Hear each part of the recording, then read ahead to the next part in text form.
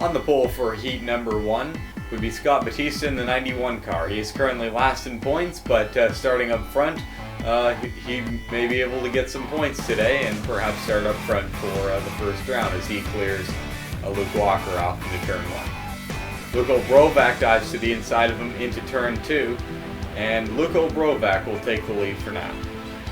Coming to the end of lap 1, Luko Brovac would lead the first lap. He's the points leader.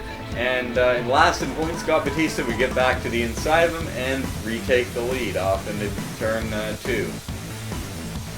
Things may have settled out front for now, but at the back we still have lots of battles going on. We've got 3 wide racing actually going on back here between Jeffrey Fingai, William Duncan, Mark Nutt, Dakota Honaker, and Spencer Fullerton. They seem to have settled out. And now we have 2 and 3 wide racing at the front. Coming to the end of lap 2, Richard Trelinsky got to the inside of Scott Batista, but Luko Brovac used this opportunity to get around both of them into turn 1 as Richard pushes Scott high and forgets that Luka is there. Luka drives on by to take the lead as Matthew Nicholson has actually gotten to the inside with some help from Alex Allen. Matthew Nicholson, your new leader. Coming to the end of lap 4, Richard Trelinsky and Luko Brovac, 2nd and 4th respectively, would jump to the inside of Matthew Nicholson and Alex Allen in 1st and 3rd.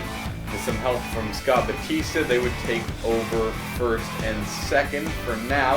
Luko Brovac ditches Richard Trelinsky, and Luka is back to the lead. Matthew Nicholson gets shuffled pretty well back in the pack. Coming down the front straightaway, meanwhile, the top 2nd, 3rd, and 4th would team up on Luko Brovac, leaving him with no drafting partner, which is a big part of this track. It's very it's very super speedway like for a lot of it, and therefore Alex Allen would drive by to take the lead. As we come on to the last lap, Alex Allen still has the lead. Gerald Reddington and Dakota Honaker made their way up into the top 3. Luko Brovac still there, but not very fast. Alex Allen goes to the outside to protect his line into this right-hander, which is so important for getting right. Alex Allen gets a little bit loose there. Gerald sweeping around the outside. Gerald Reddington into the lead with just a couple of corners to go. As they come off the final corner, Alex is going to have one more chance. Can he get around Gerald Reddington? Coming off the final corner, he takes a look to the inside. He's got no help. Dakota Honaker's half a second back, and Gerald Reddington is going to win heat race number 1. Alex Allen comes up just a little bit short in the 49 car. Still a great run for that team. He'll be starting 3rd or 4th in the feature. Dakota Honaker in the 24 is going to finish 3rd. TJ Dent finished 4th. We don't see him up front a lot.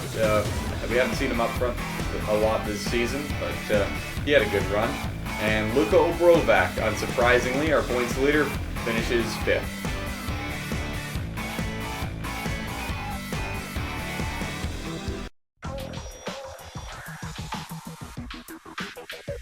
On pole for Heat 2 would be Ilya Bonarenko in the 77 car. He's had a pretty mediocre season so far, and he's looking to improve that today.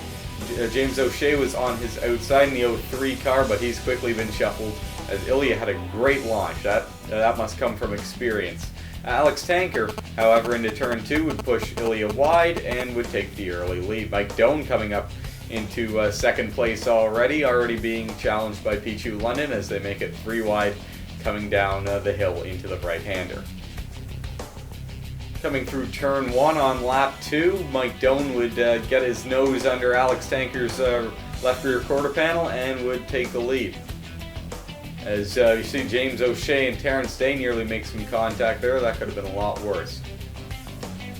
Top 2 have broken away. That would be Mike Doan and James Davis from the rest of the field. This pack is battling quite heavily. 3, sometimes even 4 wide. And that's certainly not helping their cause for catching the other drivers, but they're having a good time, and in the heats, that's pretty much all that matters. Back up front, James O'Shea has taken over the lead.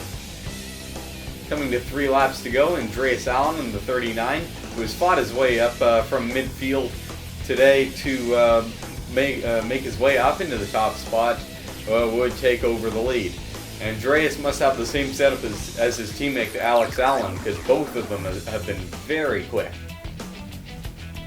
While battling for third place, Carl and Dumian would get into James O'Shea, sending him down into Mike Doan. Luckily, they would all save their cars. That would have been a very, very nasty place to have an accident with virtually no runoff areas. We come off the final corner. No one's been able to challenge Andreas Allen thus far. They've got quite a run on him this time. Terrence Day challenged earlier, but he wasn't able to get around. James O'Shea looks to the inside. Michael Caine makes it 3 wide. James O'Shea doesn't have any help, and Andreas Allen is going to win heat race number 2. James O'Shea is going to come across the line in second, just 0.06 of a second back. Michael Caine, who refused to go with James O'Shea there, came across the line in third. He's been doing pretty well in the heat races this year, but he actually hasn't gotten a single point in a feature race yet. Carl and Dumian in the 1 would get 4th position, and Alex Tanker is going to come across the line in 5th.